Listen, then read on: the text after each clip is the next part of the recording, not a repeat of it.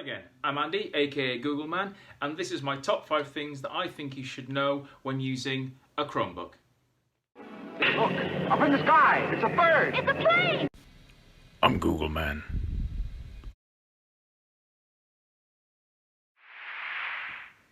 Hi and welcome back to aka Googleman. If you haven't done so already, please click on the subscribe button and the notification bell so that you'll be told when my new videos go up. Thank you very much. Okay, Chromebooks. We've recently moved to using Chromebooks at EWS, and I thought because of that it's worthwhile doing a quick video about some of the things that I think you should know when using a Chromebook, because I think they're becoming more prevalent in schools. I'm going to be talking specifically about an HP brand Chromebook. Obviously there are other ones out there, but they pretty much all work in very, very similar ways. The version that I have is not one of the touchscreen ones, so I'll not be talking about touchscreen functionality in this video, but I will be going over a load of other things as well. So these are the 5 things that I think you should know when using your Chromebook. Okay, so number 1 starts with a shameless plug for my school's website, and it's about the power of Google. Now, we all know that Google is one of the most powerful search engines in the world, and while there are other ones available, we are of course focusing on Google. Now, one of the great things about the Chromebook is it comes built in with this great search functionality in here. All you need to do with that is on your Chromebook keyboard on the left hand side, where your caps lock button would normally be, is a little magnifying glass. If you press that, you get this little pop-up at the bottom of your screen. Now from here you have the ability to literally search everything. Your entire drive is available to you, any files you've got downloaded, and indeed the internet itself. Everything is available. So if I were to open to this, obviously lots of things appear on here. Files that you've recently opened, perhaps places you've recently been. And here, if I were to type, let's carry on here. I can start searching. If you look here, it's telling me that it is going for the Elizabeth Woodville School website. It's showing me that it's a Google search. I can just press enter on there. It opens a nice new tab for me and takes me to that website if it's one I've been to before. If I'm looking for a file, I can do the same thing in there. It's really, really powerful tool built into these Chromebooks. Okay, so this next one, number 2, is a workspace for all occasions. And this has become one of my new personal favorites here. If you are or ever have been a Mac user, then this concept will not be alien to you. And I think it is available in Windows now as well, but it is absolutely fantastic. And it is the ability to create a virtual desktop that you can keep separate while running other things at the same time. For me, I use this really, really often so that if I'm doing a piece of work, I can have my emails open on another tab. And if I want to, at my choice, I can go over and check those emails without being interrupted in the work I'm actually doing. To find this, all you need to do is along the top row of your Chromebook keyboard, where your function keys would be, the F keys would normally be, where F5 normally is, you've got this button here, is the app switcher. You press that and any application or window you have open will appear in this main space here. Now, I've only got one on my screen right now, but actually I've got a lot more open than that, because at the top here I have 2 other desktops, 2 more virtual desktops that I use. And the one on the right here is email, etc. So I keep my emails open. If I've got to-do list open or anything like that, I'll keep it on there.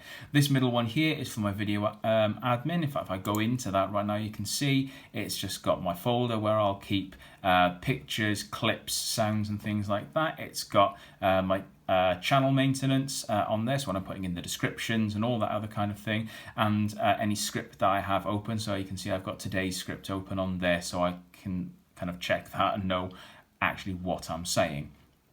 In order to create a desktop, it's really very simple. You press that app switcher, and in the top right you have the words new desk. You just click on that. You can then click on the name of it and change it to something else. I'm just going to call it demo 1. and then I can click into there, and I've got a blank desktop. I can see down the bottom I've got little symbols under Chrome and the Gmail icon to tell me that I've got them open somewhere, so I can keep tabs on that, but I don't get disturbed by them, and I can move between them at will. It's a really nice way of organizing your workflow. Keep in mind, if I were to log out of this profile, but leave the windows open, when I next opened it, all the current open windows would be on my original first demo desktop that you saw there, and you'd have to rearrange them, but it's really simple to do. If I just open a Google Chrome here, bear in mind this now becomes the only window in this desktop, so if I press my app switcher, it's not there. But let's say I don't want it on demo 1, I want it in emails, etc. All I have to do once I've pressed app switcher is just click and drag to email, etc., and it then goes to that tab. If I click into there, you can see I've now got it open on that tab. Really quick, really simple, but really effective way of organizing your workflow. Okay, number 3 is about dealing with downloads. When we first got these, there were a few people that struggled with the idea of downloading on here because Chromebooks, being as streamlined as they are, it doesn't come with things like Microsoft Office, it doesn't have Adobe Reader and loads of other things. However, what we do also know is that Google has kind of an app for everything. We already know about things like Google Docs, Google Sheets and Google Slides, which allow you to open and edit anything from the Word, PowerPoint and Excel family. It also has the ability to read and edit PDFs and loads of other things as well. So almost anything that you can do in Office or other related programs, you can do here. So what we need to know how to do is what to do with our files when we download them, because we can't open them directly. What I've done already on here is I've downloaded a PDF from the school website. It's just the dates one, and on my shelf down here, so this the taskbar that we would normally have is on a Chromebook called a shelf. I've got a little app there called Files. Now when you download something, surprise surprise, it goes into your downloads folder. I know, big surprise, but go with me. What it's actually done here, it's a Word, not a PDF. Sorry about that, my mistake. What I will now do with that is I will transfer that directly to my Google Drive. I can see on the left hand side here I've got Google Drive available to me. So all I'm going to do with that is I'm going to right click on the file and I'm going to cut it. I'm going to click onto my drive and paste into there. What that has now done is that has put that into my Google Drive. Okay, now there's another element to this as well, which I'm going to talk about in a second. I'm almost going to run straight into, because this is something that for me is a massive game changer. Okay, number 4, like I said, is a massive game changer for me. It's the ability to work offline with Google Documents. Certainly at my school, we had to have an internet connection up until now in order to access our Google Docs. Okay, and it was absolutely fine for us, but obviously that does come with its own limitations. If ever there was a problem with school Wi-Fi, or if you were somewhere that didn't have a connection, let's say you were in a coffee shop that didn't have free Wi-Fi, although to be honest, if you were in one of those places, find another coffee shop, because what self-respecting coffee shop nowadays does not have Wi-Fi? But if you're in one of those places, for some reason you've lost internet connection, you still want to be able to edit your document, and you can do that, and I'm going to prove it to you. So down here, I'm just going to actually turn off my Wi-Fi connection here at home. So I'm just going to turn that off completely and come back to my files folder. This is on the My Files on the computer. This is not in Google Drive, but it's linked to my Google Drive. This is what I'm using today. This is my Chromebook Top 5 script. So I'm going to double click on it and it will load it up as Google Docs, and you can see everything that is in there. Okay, now the anything that you do on here, okay, obviously cannot be immediately synced to your Google Drive, okay, and you know, that's fine, okay, as long as anyone that might also have access to that knows that perhaps any changes that you make won't be seen straight away. And that is the main caveat here, is that if I were to make changes now, okay, and I went to, say, my iPad to look at this document, I wouldn't see changes immediately. But as soon as I reconnect to an internet source, it will sync up, okay, and I'll be able to see those changes on another machine. So if you are away somewhere and you need to make some changes, they come into your head, you have to write them down, you can still do that. Like I say, this is a game changer. And number 5, the last thing I will say is start to learn your keyboard shortcuts and your trackpad swipe gestures. Now obviously this isn't necessarily unique to Chromebooks. You know, knowing keyboard shortcuts is really handy in a lot of situations.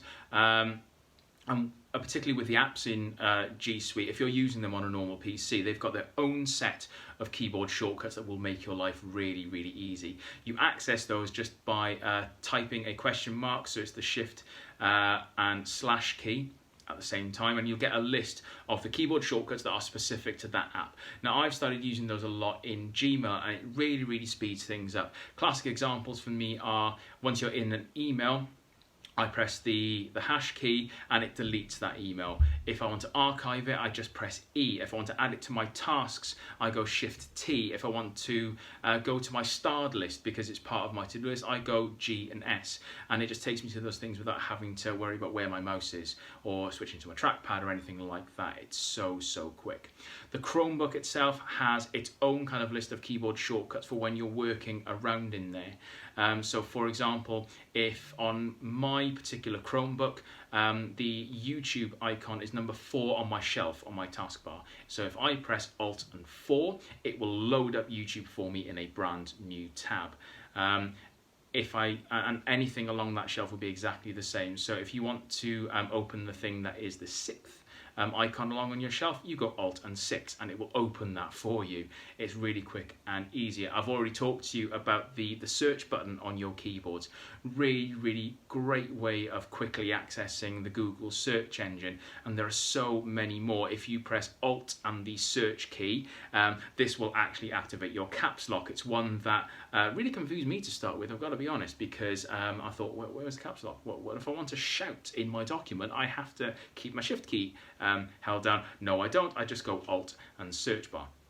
And there are so many more. I've actually linked down below the Google help sheet with a full list of keyboard shortcuts available on the Chromebook. I was going to talk about as many as I could, but there are so many that it's worth looking at that document. Obviously, you will not use all of them, okay? And there are a select few that I use on a day-to-day basis that help speed things along using the app switcher.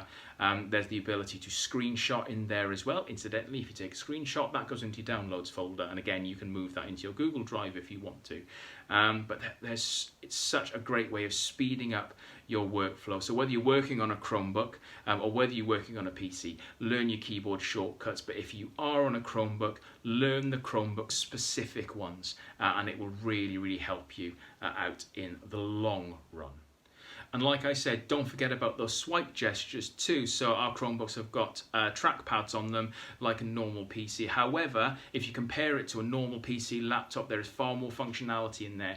It will accept multi-finger gestures on there. So if you want the right-click menu, so you haven't got a normal mouse, okay, these trackpads don't have a right click on them as standard. You have to control click, okay? If you don't want to worry about doing that, just tap with any 2 fingers. I tend to use these 2.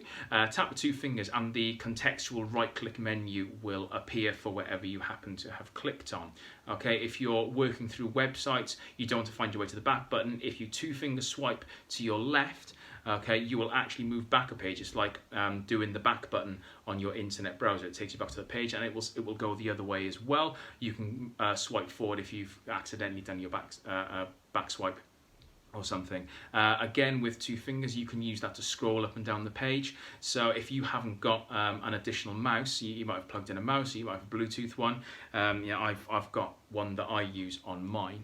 But if I'm just sat somewhere where I can't use my mouse, I can still use those gesture swipes to work my way around on my Chromebook. Well worth remembering. And that's it. That's the 5 kind of categories of things I think that you should know how to do on your Chromebook, whether it is something that is new or whether it's something you've had for a while. Obviously, there are far more things that our Chromebook is capable of doing. Okay, there are far more features on there, and I've just chosen those 5 things to look at. And as we go along, I will likely delve into other ones as well and start looking at some details of setup and things that I feel are really, really good. Please do try some of these things out and see if they make a difference to you. Perhaps you have got a different set of things that you would like us to look at. You know, drop us a comment below, perhaps send me an email or use the form that is on my website to ask me a question or to make a comment about that. Perhaps you've got a different top 5 features that you think are even more useful or better than these things. I will see you all next on Thursday, where we'll be taking a good look at Google Tasks and how it can help organize your life. Until then, stay well and stay safe. Googleman out.